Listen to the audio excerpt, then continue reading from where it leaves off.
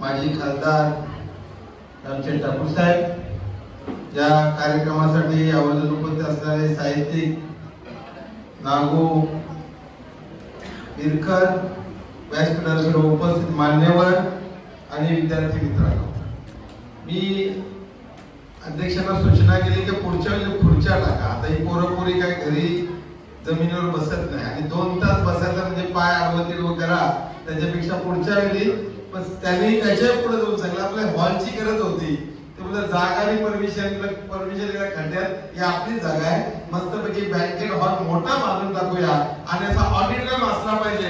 रामचंद्र ठाकूर नावाला आपण तो ऑडिटोरियम शेतचं तुझं नाव नाही। जेव्हा ही भगत साहेब गेले 88 ला आणि त्याच्यानंतर रामचंद्र ठाकूर साहेब आले, आपल्या त्यांच्याकडे ती धुरा आली, ते ऑफिशियल चेअरमन वगैरे नव्हते त्यावेळेला, म्हणजे सायन्स हॉल मध्ये कर्मवीर जयंतीचा कार्यक्रम प्रमुख वक्त्यांचे स्वागत करून पाचारण करीते मी त्यांचे। आजच्या सोहळ्याचे प्रमुख वक्ते आणि आपल्या रयत शिक्षण संस्थेचे माजी विद्यार्थी, त्याचप्रमाणे एक ज्येष्ठ साहित्यिक सन्माननीय श्री नागू विरकर साहेब यांना मी या ठिकाणी आजच्या या भाषणासाठी आमंत्रित करीत आहे। एकदा जोरदार टाळ्यांनी वाजवून आपण त्यांचे स्वागत करूया।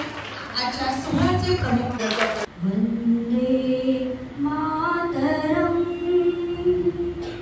वंदे मातरम, सुजला सुफला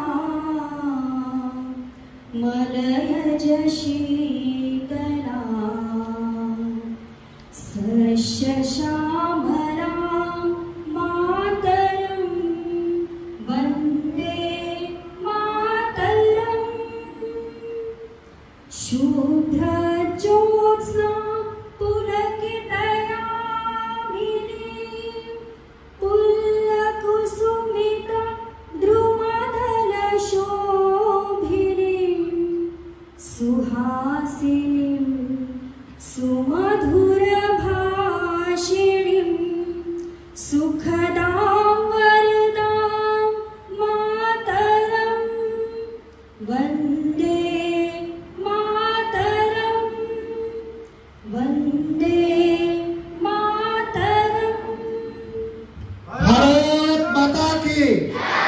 भारत माता की वंदे